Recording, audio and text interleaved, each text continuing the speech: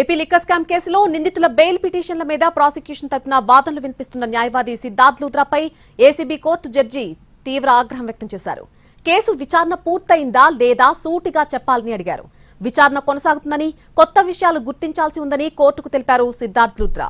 ఇప్పటి వరకు 3 సార్లు రిమాండ్ పొడిగిస్తూ ఆదేశాలిచ్చామని, కొత్తగా ఆధారాలు కోర్టు దృష్టికి తీసుకురాలేదని నిలదీశారు జడ్జి. ఇక వర్చువల్ విధానంలో తమ వాదనలు వినిపిస్తున్నారు సిద్ధార్థ్ లూథ్రా. ఇన్వెస్టిగేషన్ అధికారి కూడా ఇక్కడే ఉన్నారని, మెటీరియల్ ఎవిడెన్స్ కూడా సమర్పించలేదని ఏసీబీ కోర్టు జడ్జి ఆగ్రహం వ్యక్తం చేశారు. ఏపీ లిక్కర్ స్కామ్ కేసులో నిందితుల బెయిల్ పిటిషన్ల మీద ప్రాసిక్యూషన్ తరపున వాదనలు వినిపిస్తున్న న్యాయవాది సిద్ధార్థ్ లూథ్రాపై ఏసీబీ కోర్టు జడ్జి తీవ్ర ఆగ్రహాన్ని వ్యక్తం చేసినట్టుగా తెలుస్తోంది. ఇదే అంశానికి సంబంధించి పూర్తి అప్డేట్ మా ప్రతినిధి శ్రీకాంత్ అందిస్తారు. శ్రీకాంత్, కేసు విచారణ పూర్తయిందా లేదా పూర్తి వివరాలు ఇవ్వండి అంటూ కూడా కొంతవరకు జడ్జి ఆగ్రహం వ్యక్తం చేసినట్టుగా తెలుస్తుంది సిద్ధార్థ్ లూథ్రాపై. ఈ కేసుకు సంబంధించిన విచారణకు సంబంధించి పూర్తి అప్డేట్ ఏంటి?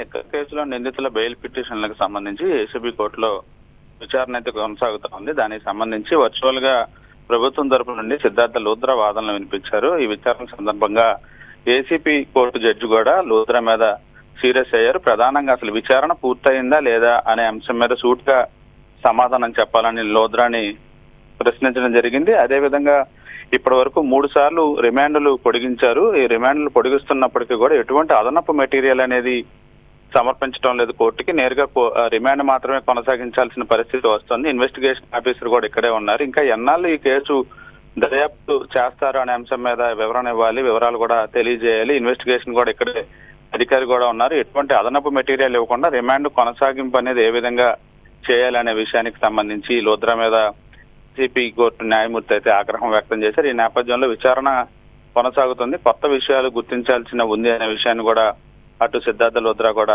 చెప్పిన నేపథ్యంలో అదనపు మెటీరియల్ అనేది కొత్తగా కేసులో గుర్తించకుండా ఎన్నాళ్ళు రిమాండ్ కొనసాగించాలని అటు ఏసీబీ కోర్టు జడ్జి కూడా లూథ్రా మీద కొంత సీరియస్ అయిన పరిస్థితి కూడా. ఈ నేపథ్యంలో ఇంకా విచారణ అయితే కొనసాగుతా ఉంది.